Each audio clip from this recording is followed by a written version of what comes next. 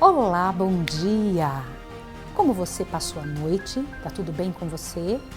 Tem confiado nesse Deus que nunca esquece seus filhos? Que tem ajustado a vida de milhares de pessoas e poderia tê-lo feito a todo ser humano que já nasceu nessa terra? Pense, para o nosso Deus não existe surpresas. Ele é quem está trabalhando em todos os momentos da história. Ontem nós vimos a história dos valdenses. Hoje, no entanto, vamos trabalhar com mais dois grandes heróis da Idade Média. Eu vou orar com você agora para que então possamos continuar o nosso estudo. Vou orar com você. Santo Deus e amado Pai, bendito para sempre seja o teu nome, pela alegria que temos de ter a palavra, a Bíblia Sagrada, Senhor. Obrigada porque o Senhor deixou estas verdades para nós e elas nunca morreram. Abençoa-nos agora ao estudá-la, em nome de Jesus. Amém. Pela graça e poder de Deus, o seu programa A Tocha está começando.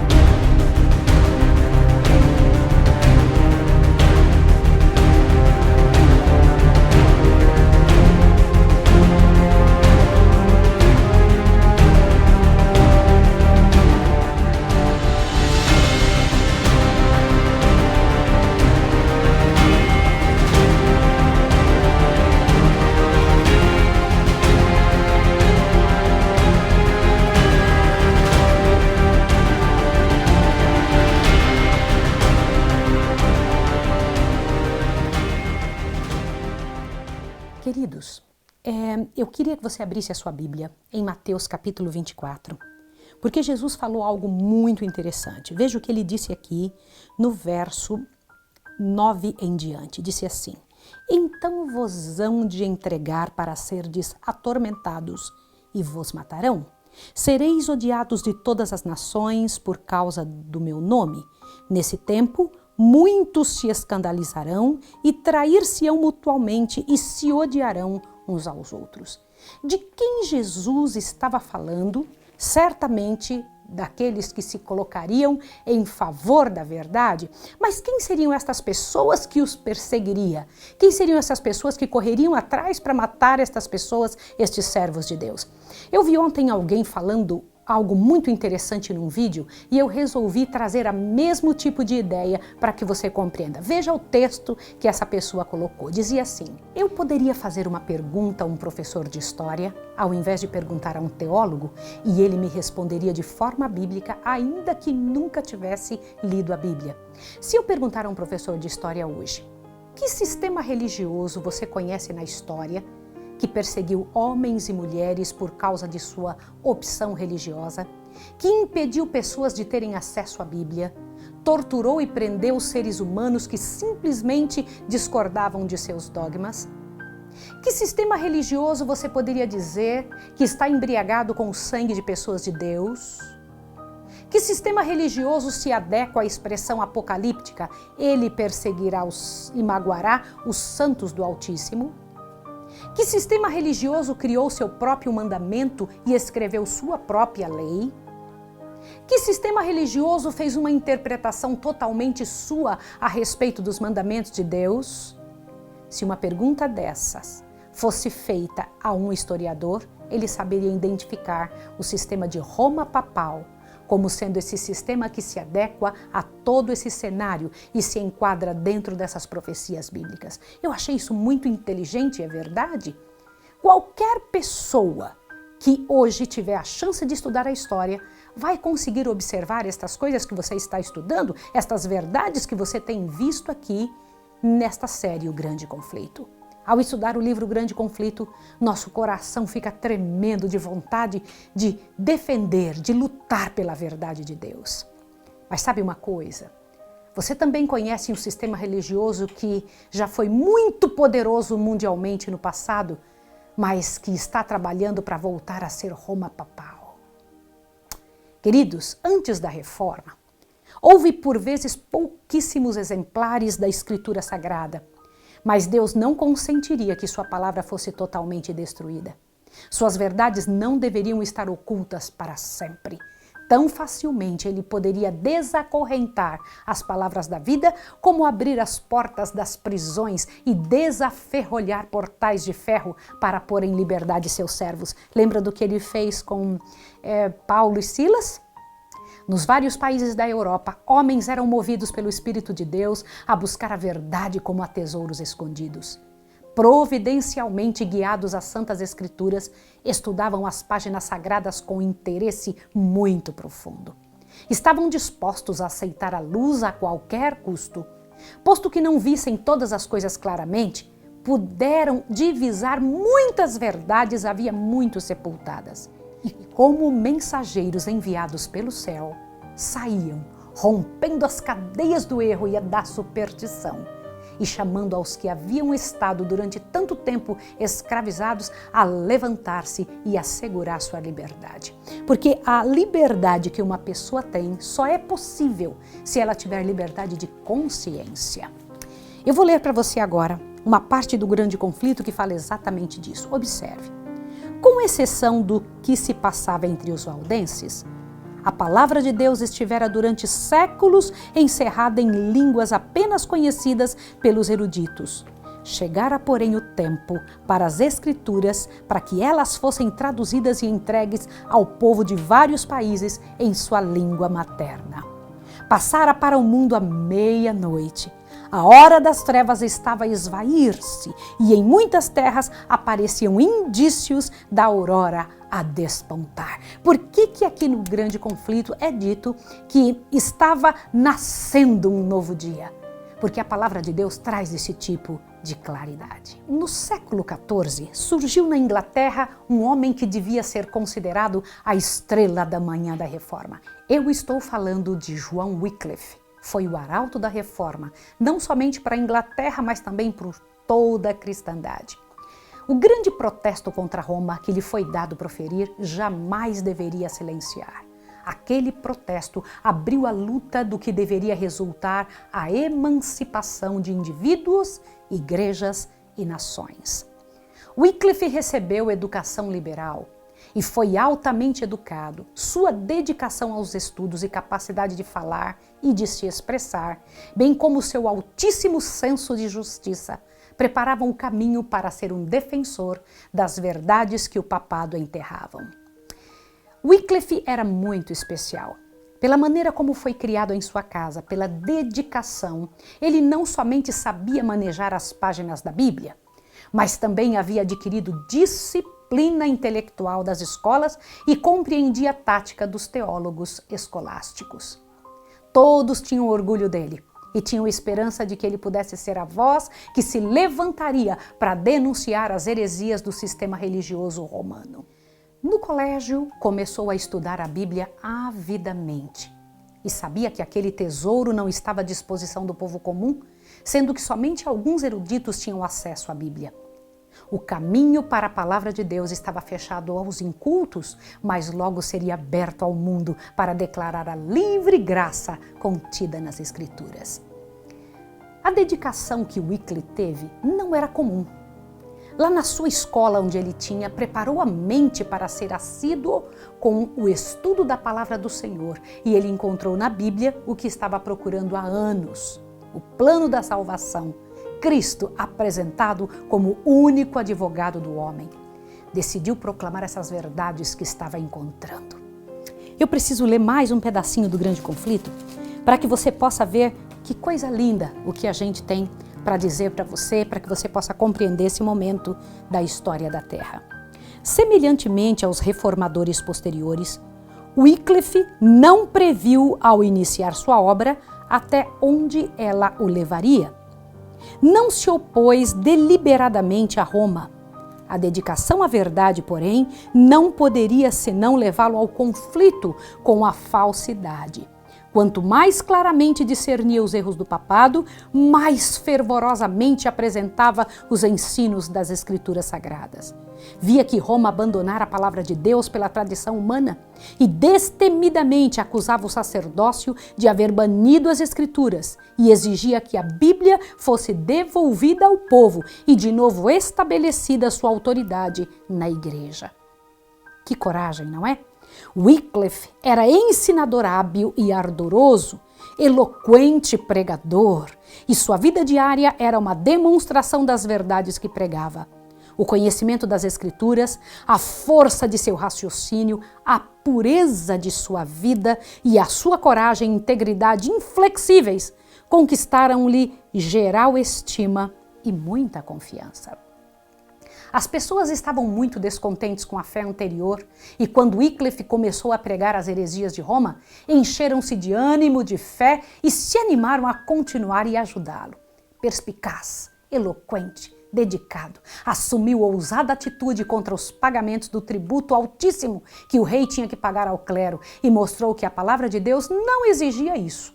Os dirigentes do país perceberam que havia uma voz para defendê-los e, unindo-se em negar atender às exigências da Igreja Romana, assim foi dado um golpe eficaz contra a supremacia papal na Inglaterra. Outro mal imenso foi a ordem dos frades mendicantes. O que era isso? Era uma ordem que ensinava e fazia com que as pessoas parassem de trabalhar para viver somente do que a população desse a estes frades. Estes frades encheram a Europa com a desculpa de que deveriam ser sustentados pelo povo e pela coroa. E outros lhe seguiram o exemplo. Com a pretensa ideia de santidade, eles abusavam da fé das pessoas, roubando delas o sustento próprio, usando a prerrogativa de que a igreja no tempo de Cristo era sustentada dessa forma. E muitos jovens seguiam este exemplo tenebroso de preguiça, de ócio, com a capa de serem santificados. Monstruosa desumanidade se seguiu para com os pais destes jovens, que eram desobedecidos para obedecerem à igreja em favor desta falsa representação dos monges, ao parecerem que seus filhos se uniam a eles. Eu vou explicar melhor isso para você. É que, na verdade, esses frades faziam parecer ao mundo que se o filho daquela determinada família se unisse a eles, não deveria mais dar nenhum tipo de atenção aos seus pais e nem mesmo ouvir-lhe qualquer tipo de orientação. Preste atenção nisso. Por medo da influência desses monges, que enxameavam as universidades, os pais passaram a não mandar os filhos a estudar e a ignorância correu livre em toda a Inglaterra. Agora observe mais um pedaço do grande conflito. O Papa conferia a estes monges a faculdade de ouvir confissões e conceder perdão. Essa é uma parte importantíssima para você poder compreender. Isso se tornou fonte de grandes males, inclinados a aumentar seus lucros. Por que lucros? Esses frades cobravam para conceder perdão. É isso mesmo que você está ouvindo. Então, o perdão, qualquer trabalho feito pela igreja, era pago. Então a pessoa tinha que lutar para conseguir um dinheiro para comprar aquilo que em Deus era totalmente gratuito. Deixa eu continuar falando, olhe bem. Inclinados a aumentar seus lucros, os frades estavam tão dispostos a conceder absolvição que criminosos de todas as espécies a eles recorriam e, como resultado, aumentaram rapidamente os vícios mais detestáveis. Se alguém não precisava arrepender-se para poder receber perdão, era só pagar, então ele podia continuar com a vida que fosse e então voltava lá e pagava outra vez. Compreende isso? Agora veja mais esse pedaço aqui. Os doentes e os pobres eram deixados a sofrer, enquanto os donativos, que lhes deveriam suavizar as necessidades, iam para os monges, que com ameaças exigiam esmolas do povo, denunciando a impiedade dos que retivessem os donativos de suas ordens. Apesar de sua profissão de pobreza, a riqueza dos frades aumentava constantemente e seus suntuosos edifícios e lautas mesas tornavam mais notória a pobreza crescente da nação. Você não acha isso muito sério? Olhe bem, contudo, Os frades continuavam a manter o domínio sobre as multidões supersticiosas e a levá-las a crer que todo o dever religioso se resumia em reconhecer a supremacia do Papa, adorar aos santos e trazer donativos aos monges, e que isso era suficiente para garantir o seu lugar no céu. Irmãos, pode imaginar uma situação como essa? Era esta a fotografia dessa época, e era por isso que Wycliffe começou a tomar uma posição tão séria. Observe, antes de Wycliffe, homens tentaram iniciar uma reforma na fé, mas foi Wycliffe quem teve a coragem de expor a igreja como organização falsa que deveria ser abolida e pregava sem medo. Os monges se viam sem sucesso no seu trabalho de vender perdão e começou assim uma guerra contra nosso herói, contra essa estrela da manhã da reforma. Os monges recorriam à Bíblia dizendo que Jesus e seus discípulos tinham sido sustentados pela caridade do povo. Isso levou o povo a buscar informações diretamente da palavra de Deus e descobriram outras maravilhosas verdades. Eu preciso comentar isso com você. Quando se ouviu dizer que a igreja do tempo antigo tinha sido sustentada pelo povo, as pessoas correram nos únicos exemplares que se possuía da Bíblia, que aliás era o próprio Wycliffe que estava passando para a língua inglesa. Então descobriram mais verdades ainda. Você já percebeu que as lutas do inimigo sempre acabam em benefício para com Deus? Wycliffe começou a distribuir folhetos explicativos ao povo e as palavras do Papa começaram a ser colocadas ainda mais em dúvida e milhões de pessoas estavam tendo a oportunidade de sair daquele sistema de cativeiro religioso. Deus levou Wycliffe a defender os direitos da coroa contra o sistema papal opressor e passou 2 anos na Holanda como embaixador real, conversando com os emissários do Papa de forma direta. Ali ele ficou sabendo ainda mais detalhes hostis e desonestos diretamente da França, da Itália, da Espanha, que eram pilhados pelos dignatários de Roma, e voltou para a Inglaterra mais decidido ainda a declarar a verdade. A declarar a cobiça, a declarar o engano como deuses de Roma. Foi então nomeado reitor de Lutterworth, o que provava que o rei o estava apoiando. Logo os trovões papais se desencadearam contra ele. 3 bulas papais foram expedidas para o rei, para a universidade e para os prelados para fazerem silenciar Wycliffe. Alguns bispos insistiram com Wycliffe para comparecer perante eles em julgamento, e Wycliffe foi. Mas o povo adentrou e avolumou-se tremendamente ao redor do local do julgamento, que intimidou os juízes e o processo foi temporariamente suspenso. Nessa ocasião, Wycliffe foi junto com 2 príncipes muito impressionantes da época. Esses eram pessoas que tinham muito valor diante da coroa e isso intimidou também o Papa, não é? Com o falecimento de Eduardo III, o protetor de Wycliffe subiu ao trono, mas a ordem era prisão imediata do herege reformador. Olha só, agora eu vou ler mais um pedacinho para você. Mesmo com toda a força e toda a luta que havia a favor de Wycliffe, mesmo com gente poderosa no poder da época, ainda assim, Wycliffe foi condenado. Observe o que vai acontecer agora. Essas medidas indicavam de maneira direta a fogueira. Parecia certo que Wycliffe logo deveria cair vítima da vingança de Roma. Mas aquele que declarou outrora a alguém, não temas, eu sou teu escudo, de novo estendeu a mão para proteger o seu servo. A morte veio, não para o reformador, agora te assuste, mas para o pontífice que lhe decretara a destruição. Olha isso aqui. Gregório XI morreu e dispensaram-se os eclesiásticos que se haviam reunido para o processo de Wycliffe. Como é que é interessante isso? O Senhor Deus toma na mão, e aliás, a história está na mão de Deus. Quando nós entregamos ao Senhor as situações que estamos passando, Ele toma na mão e vai em nosso favor. Deus estava vindo com a providência. Com a morte de Gregório, 2 papas foram eleitos, presta atenção nisso, e ambos faziam guerra entre si. Lutavam para ganhar a mente do povo um contra o outro, prometendo recompensas e lugar no céu para quem apoiasse. Isso foi enfraquecendo o papado e Wycliffe teve algum sossego por um determinado tempo. o que lhe deu chance de trabalhar mais ainda para conduzir a mente do povo a Jesus, o príncipe da paz. Cada passo ia abrindo os olhos do povo e mais folhetos foram produzidos explicando cismas dos dois papas inimigos. Pregava o evangelho aos pobres abertamente e, para lhe ajudar, organizou um grupo de pregadores que iam a todos os lugares, praças, vilarejos, e a Inglaterra toda foi desvendada das unhas papais. Eu vou ler mais um pedaço do Grande Conflito para você ver o que aconteceu então. Observe.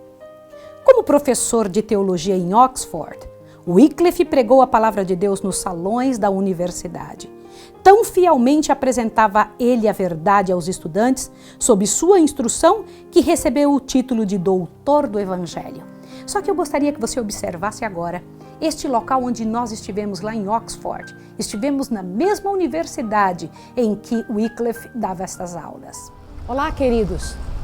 Nós estamos aqui numa das universidades mais antigas de Oxford, aqui na Inglaterra.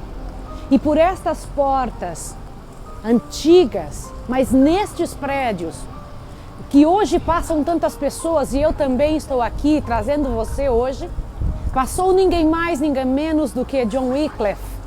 Wycliffe deu aula neste local, nesta faculdade. E daqui se desenrolou toda essa história tremenda que estamos contando. Um homem que fervorosamente, com classe, com coragem, com coração na obra, fez tudo o que podia pelo Evangelho da paz, pela verdade do Senhor, para que a palavra de Deus chegasse a todos os lugares. Quando eu ouço pessoas falando em todas as línguas aqui, nós encontramos chineses, japoneses, nós encontramos hindus, indianos, ingleses neste local. Eu sei que também a palavra de Deus foi traduzida para a língua do povo simples, que antes era só na língua erudita, por Wycliffe, este herói de nosso trabalho, de nossa igreja, esse herói do mundo cristão que tanto trabalhou pelo Evangelho da Paz, um dos grandes reformadores.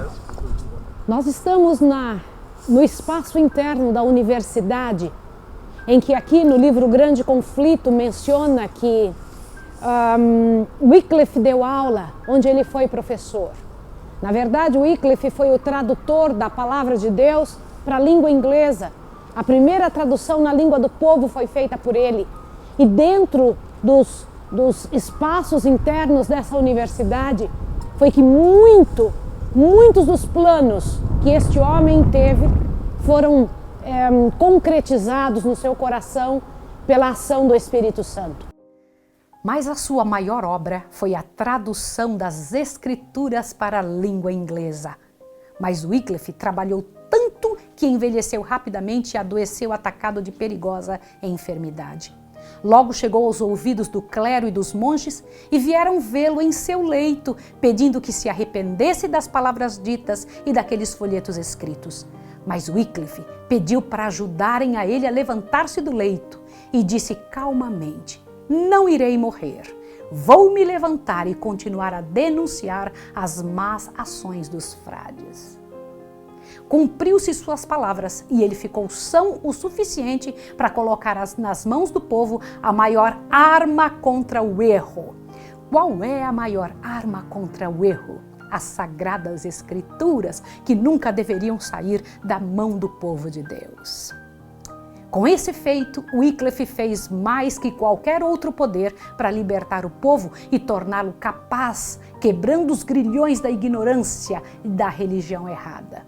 Não havia imprensa ainda, e com árduo trabalho se conseguia um exemplar, mas diversas pessoas se empenhavam para ajudar a copiar uma e outra Bíblia, e as famílias se uniam para conseguir comprar partes dela ou a sua totalidade. Assim, a Bíblia de Wycliffe chegou a toda a Inglaterra. A Igreja de Roma estava desolada, pois não havia lei na Inglaterra proibindo a Bíblia. Então, o melhor seria silenciar a voz do reformador. Preste atenção nisso. 3 tribunais, julgado 3 vezes, foi declarado herege, e a ele e aos seus escritos, e sentenciaram à prisão todos os que professassem as tais doutrinas condenadas. Wycliffe apelou ao sínodo e no parlamento acusou destemidamente a hierarquia e pediu a reforma dos abusos papais diante da Inglaterra toda. Descreveu claramente cada parte do que falava, mas os seus amigos tinham sido obrigados a ceder e ele se viu só e doente. Mas o parlamento ficou a favor de Wycliffe e foi repelido o edito perseguindo o nosso herói e então ele foi posto em liberdade. Mais uma vez, os dignatários da religião romana conseguiram que Wycliffe fosse chamado com uma delegação ainda mais poderosa. Dessa vez, parecia que nada o ajudaria. Ele, portanto, não amaciou as palavras. Perdendo de vista a si próprio, falou destemidamente, e o Espírito de Deus tomou conta do lugar, e as acusações contra ele voltaram-se para os que o acusavam. Ele disse, eu prefiro ler para que você veja as palavras que Wycliffe disse naquela hora. Olha só o que nós temos aqui, olha. Wycliffe, porém, não se retratou, não usou de dissimulação. Por que, perguntaria ele, ousavam espalhar seus erros? Por amor do lucro, para da graça de Deus fazerem mercadoria? Com quem, disse finalmente, julgais estar a contender?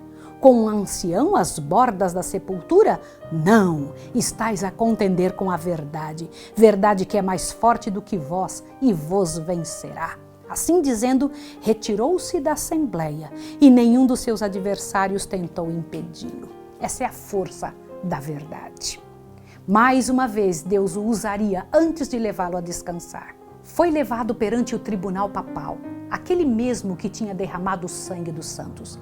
Mas tomado de paralisia pela doença, resolveu escrever uma carta respeitosa, porém direta ao Papa da época. E o conteúdo desta carta era o seguinte, presta atenção. Se o Senhor é íntegro e verdadeiro, irá ficar do lado da verdade. Segundo ponto, aceito ajudá-lo, mas desde que o Senhor seja como Cristo, que vivia em completa pobreza e foi peregrino na terra. Terceiro ponto, nenhum homem na terra deve seguir ao Papa ou aos santos, mas tão somente a Cristo. Quarto, devemos obedecer mais a Deus do que aos homens. 5.